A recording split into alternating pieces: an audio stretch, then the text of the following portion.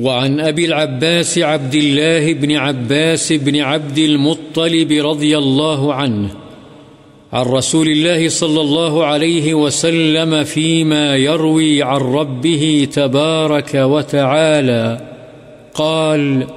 إن الله كتب الحسنات والسيئات ثم بين ذلك، فمن هم بحسنة فلم يعملها كتبها الله تبارك وتعالى عنده حسنة كاملة، وإن هم بها فعملها كتبها الله 10 حسنات إلى 700 ضعف إلى أضعاف كثيرة، وإن هم بسيئة فلم يعملها كتبها الله عنده حسنة كاملة،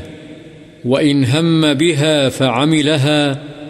كتبها الله سيئة واحدة.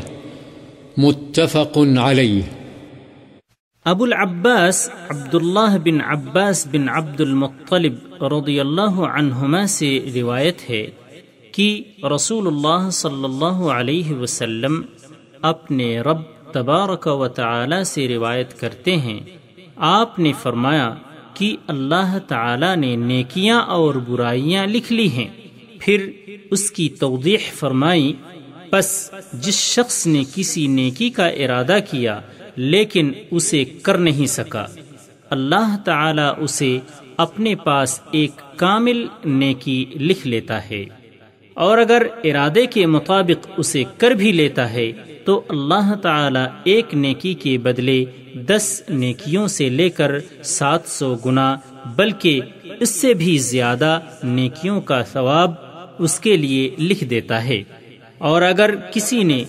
کسی برائی کا ارادہ کیا لیکن اسے کیا نہیں تو اللہ تعالی اسے بھی اپنے پاس ایک کامل نیکی لکھ لیتا ہے، اور اگر ارادے کے مطابق